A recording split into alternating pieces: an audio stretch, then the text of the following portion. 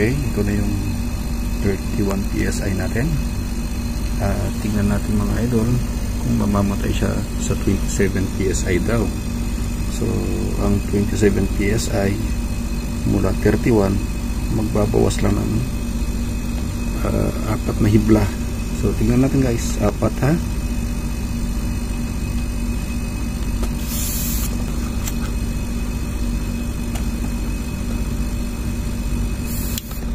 So namatay naman siya mga idol. So ito yung magiging cut out mo, at dyan naman magpapahinga yung compressor mo just in case na tumaas na yung pressure, under na naman. So yan yung principle ng low pressure control ng pressure switch as a thermostat daw. Bilang thermostat, ito ang digital thermostat, at ito naman ang halimbawa ng analog thermostat. Ayan o. Ito mga idol, gamitin natin si Sagi Nomiya bilang flow pressure control natin. Sa ngayon meron tayong 65 PSI dito. At ayan, ito yung pinaka-title natin. So hindi natin i-implement ito mga idol dahil hindi ako sang-ayon dito. Guidance lang ito mga idol, at magdedepende ka pa rin sa running pressure ng bawat unit. Minsan nga tinatawanan tayo ng mga experts sa Google, akala nila buong katotohanan yun na sa Google. Mali po mga idol. Ito ang low pressure control namin. Makikita nyo na wala siyang thermostat, pero merong yun dalawang pressure switch. Ang kinokontrol nito is yung pinakataas natin, may yung upper deck. Ito, make table ito, yan ang monitor nyan. At makikita nyo wala tayong thermostat na. So kapag nakakita nyo ng ganyan na walang thermostat, ibig sabihin ito ay low pressure control. So ingat kayo sa pagka-adjust dito ha. At i-reveal din natin yung adjustment nito para magka-ideya kayo na iba yung nasa chart na nasa Google at iba yung actual.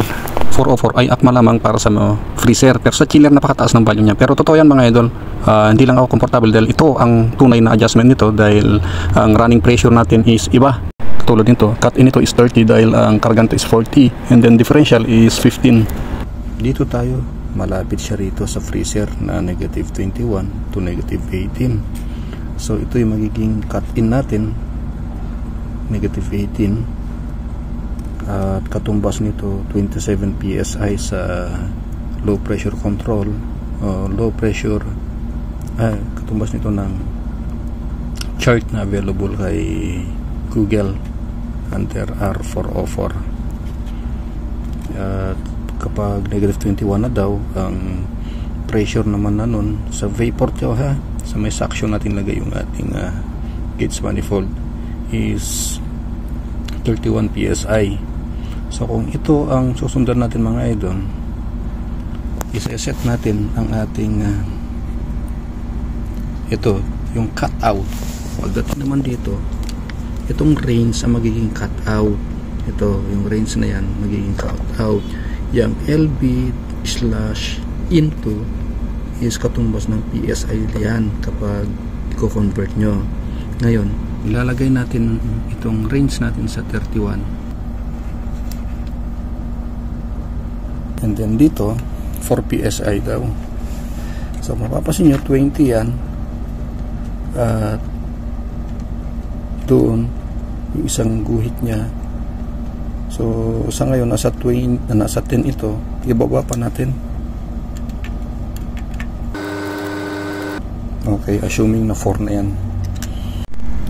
So power on natin. Yan, umandar ang ating compressor. At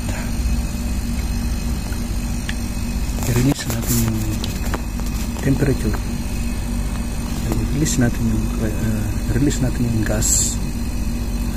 Kunwari nag-equalize na siya, so lapitan natin yung 31, 40. So kalahati niyan is 30. Okay, ito na yung 31 PSI natin. Tingnan natin mga idol kung mamamatay siya sa 27 PSI daw. So ang 27 PSI mula 31 magbabawas lang ng 4 na hibla. So tingnan natin guys, 4 ha.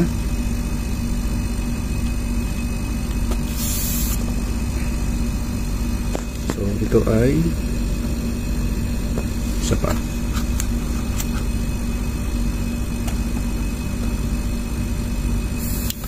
Okay, banda ron.